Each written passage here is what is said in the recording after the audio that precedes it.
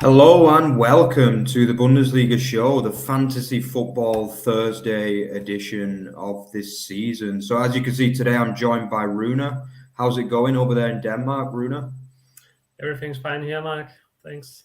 Good man, great to hear. Yeah, same here in Germany. So yeah, let's get started. Obviously, if you guys want to kind of give your opinions as well and ask some questions for Runa, then don't be afraid to do so. You can send a comment and we'll get over to it when we have the chance. So yeah, without further ado, really, let's get started. So yeah, we're going to start on the defenders today. So yeah, let's have a look at Runa's picks for the defenders. So as you can see on the bottom of your screen, do you want to talk us through them, Runa?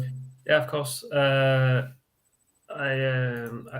just going to mention one goalkeeper before we start because, as some of you may have noticed, Peter Gulaschi picked up a quite serious injury for Leipzig in midweek in the Champions League. So Janis Blaswick should play long term for Leipzig now in goal, and he costs 3.5 million. So a pretty good shout if you're looking for a good goalkeeper. Just wanted to say that. And yeah, proceeding with the defenders, I'm going to mention Mitchell Weiser again because I've mentioned him a lot already on the show, and that's because he's simply the best budget defender by a wide margin at the moment. And he proved that again last week. He had a great game against Gladbach, and he plays the Friday night fixture too. So that's another plus flexibility-wise. Other good cheap options include Sedilia and Ryerson, but I still think Weiser is ahead of them both by a pretty wide margin at the moment. And my mid-price pick this week is Jeremy Frimpong. And I know Leverkusen have been struggling a lot and are in shambles right now, but with the arrival of Javi Alonso, they might get a bit of a boost, as we sometimes see when a new coach comes in. And they do have a really nice home game this week against Schalke 04. So that looks good on paper.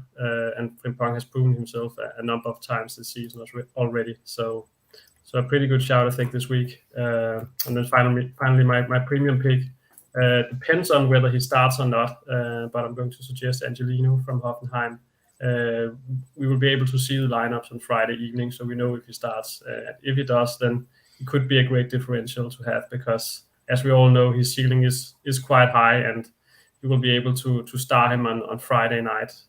So his ownership is down to 6% at the moment, so a bit of a differential pick too.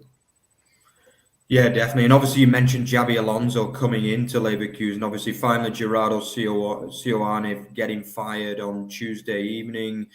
A little bit unfortunate in some ways, after his great time. But do you expect to see a change maybe in the formation and the lineup that Javi Alonso picks this weekend? Yeah, I mean, it's difficult to say. I think for the first match, I think he's probably going to stick with some of the things that we saw with Seoane, just because he simply doesn't have time to prepare too much change. So I expect to see a 4-2-3-1. But I could imagine that we see Hudson-Odoi on the wing again, and maybe Adam Klosek coming into the side in a more central position. Yeah, definitely. It's going to be interesting to see what he does as well. Yeah, and obviously Mitchell Weiser, I mean, what can you say, really? I just mentioned to you before we started, Runa, that basically, he's 19, 20 points last week. It's just crazy for a 4.4 million budget pick, really, isn't it? And he's had so many good weeks this season as well. But I think last week was like the biscuit, really, wasn't it? It took the biscuit. Yeah, it was an absolute brilliant performance. Him along with Fulkrug as well got me a really, really good week last week for once. So yeah, definitely, some good picks there as well. So yeah, let's move on swiftly to the midfielders now. Yeah, so as you can see on the bottom of your screen, Runa, do you want to take us through them? Yeah, sure. My budget pick this week in midfield is Linton Miner from FC Köln, who's owned by 0% and available at 4.2 million. So pretty cheap, and his ownership is low. And he started as a striker against Dortmund and ended up scoring 9 points last week.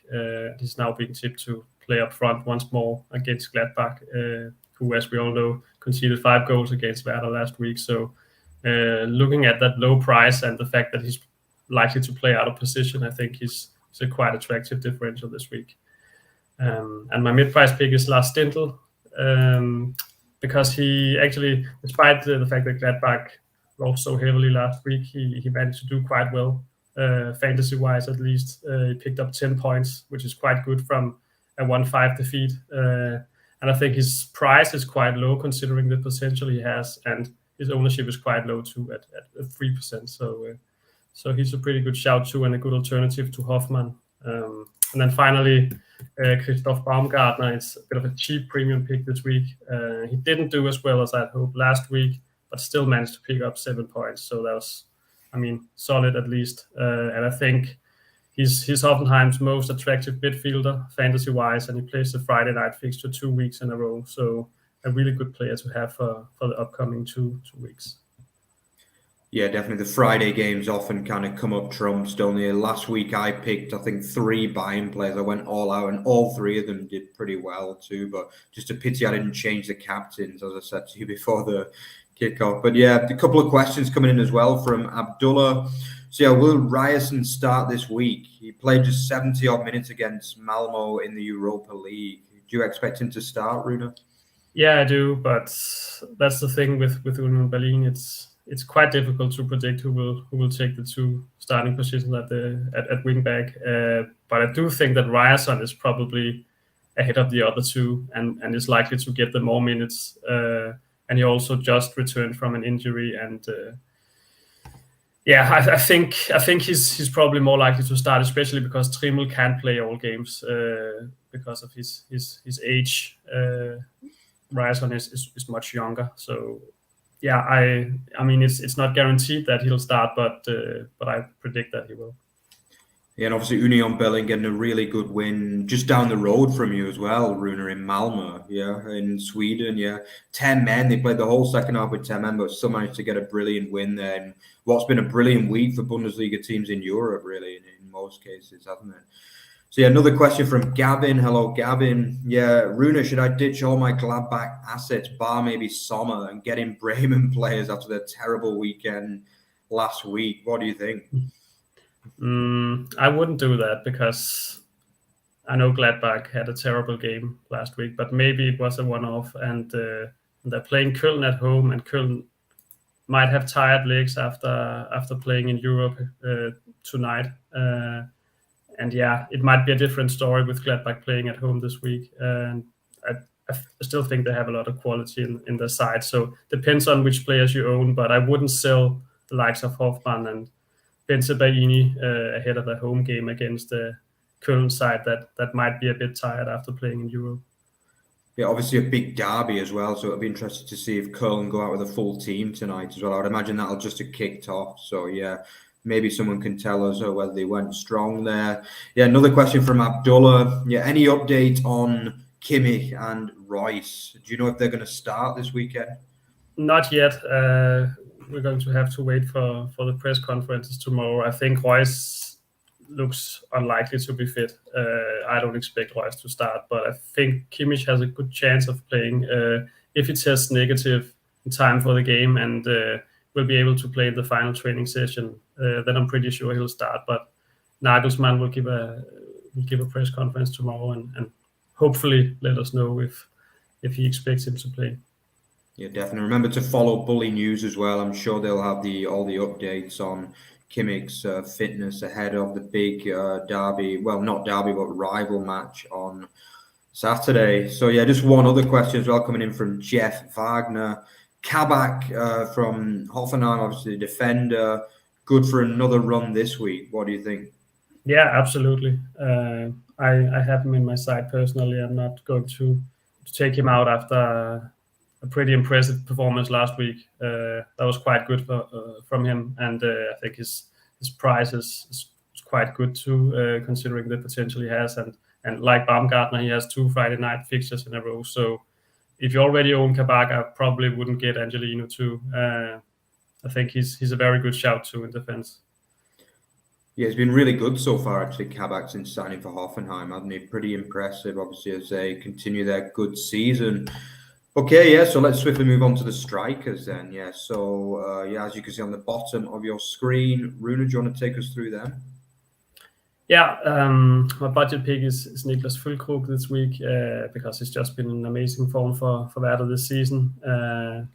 He must be brimming with confidence at the moment, and the fact that he plays on Friday evening doesn't make him any less attractive. I think for that price, he's just the best option at the moment, much like Weiser is if you look at the budget defenders. So Füllkrug is just great option at the moment. We'll see how long it continues, but so far so good for him this season. Mid-price pick is Mikhail Gregoric. He's been really consistent this season. 83 points in total and 10 per game on average. So that's quite good, especially considering the price. And he had his most productive game fantasy-wise last week with 19 points to his name. So pretty solid too. And then finally, I'm going to recommend Patrick Schick again, as I've done a few times, sometimes with more success than others. But much like, as I said, with Frimpong, I think Schick has a really attractive game against Schalke at home. We know what he's capable of. And as I said earlier, Alonso might give Leverkusen a little boost in his first game in charge. That's what we sometimes see with new coaches. It's a really attractive matchup at least, and Schick's ownership is quite low considering the potential he has, I think. Yeah, definitely. Good point as well. Yeah, just another couple of questions coming in as well. So, sorry, I missed the start of the show on your defensive picks. Is David Raum from Leipzig out injured for the upcoming weekend? And if so, who would you recommend as a replacement? No, as far as I know, it looks like Raum is fit to play, and looks like he will start at left back. Yeah. Okay, great. And another question related to goalkeepers from Tribanovsky. Will Meyer start again for Dortmund against Bayern? Hard to say. I think it's another thing we have to wait and see for tomorrow if he'll play or not. Maybe Terzic will let us know if Kobel is fit to start. I mean, Kobel was able to travel for the midweek game. It wasn't fit enough to play, but did travel to Sevilla, so I think that's an indication that he must be pretty close to match fitness. So I could imagine Kobel coming into the side for this game, but only if he's fully ready to play. So I'd wait for tomorrow and see what Terzic says and if something comes up in the media. Yeah, definitely. I definitely think they'll want Kobel back for this game. I think that's clear. Another question from Jeff as well. So with a matchup versus Bochum, are there any Frankfurt assets you'd recommend this week? I've been eyeing Kamada, but midweek games always make me leery. What do you think? Yeah, actually, I thought the exact same thing, Jeff. I've also been looking at Frankfurt because when a team plays Bochum, you just automatically take a look at the assets. And like you, I think it's kind of hard to predict who will start and who will get rested after their midweek game. Could be one of the games where they rest a few players. I think Rafael Borré should be pretty certain to start, considering that Kolo Muani is out suspended. So Borré could actually be a bit of a differential. And if we look at Götze, Kamada, and Lindström, I think they could all start, but we can't know for sure. I think Kamada is probably looking the most likely to play. But it's hard to say. I mean, Götze, depending on his fitness, could also play, considering he was just out injured and missed the game. But yeah, I don't feel like taking a chance with them because I think it's hard to predict who will get rested. Yeah, definitely. Obviously, a massive game against Tottenham as well next midweek. So a game that they probably need a result. So maybe they will drop players. But I guess it's a bit of a kind of dilemma because they need to beat teams like Bochum if they want to stay in Champions League race. So I guess it's one of them. Do they believe the second string team or a Wheaton team can still beat Bochum? Probably yes, but whether they want to risk that is another matter. Yeah. Just an update as well on the team news. From the Köln game, they have actually gone weak. Köln, they've rested a lot of key players. I think only really Florian Kainz of the kind of real big hitters is out there. Luca Kilian is also out there, but like so Jonas Hector, Elise, Shaqiri, Minor, one of the midfield picks as well. Dejan, Lubicic have all started on the bench ahead of obviously the big derby at the weekend. So, yeah, I guess that brings us on to the next question nicely from Friendly Bane. Is Kainz now a set and forget player? Yeah, I mean, we all know that when Kainz is on his game, he can do really, really well, just as he did last week, and that wasn't just a one-off. But I think he's been quite inconsistent. He's also had games where he hasn't delivered. So he's one of those players where it's a bit boom or bust. But he's definitely a good option, and he has a really high ceiling, as we saw last week. Yeah, definitely. And another one from Tribanovsky. What do you think about Jordan this match day? So I guess he means Jordan Sibachu. Yeah. I think he's a great pick too. Plays the last game of the weekend, as far as I remember, against Stuttgart. So I think he would be a good player to have at that point of the match day to sub in. And Stuttgart, as we all know, haven't been doing too well this season, have been conceding a lot of goals. So a great shout to this week. Yeah, definitely. Yeah. So thanks a lot again, guys, for all of your questions. Thank you to Runa for giving us his excellent advice as well. So if you enjoyed the show today, then remember to check out our Twitter page, which is at Over the Bar FB and at Over the Bar Extra. Remember to check out our main page as well, which is otbfootball.net. You can see just about everything football related on there. Also, remember to check out Bully News, because I know that those guys Friday's a big day for you guys, isn't it? Because you always give you fantasy football tips and obviously updates before the deadline, which is it what, like 7 o'clock or 8 o'clock European time, I think, for the week's transfers. So yeah, you got to make sure you're watching that for the news and the transfer news and things.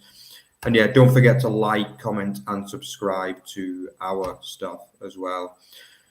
So yeah, thanks again for watching, guys, and we'll see you again on Monday for our review, and I guess we'll see you with Runa again next Thursday for the fantasy football. So see you there, guys. Bye-bye. You guys, bye.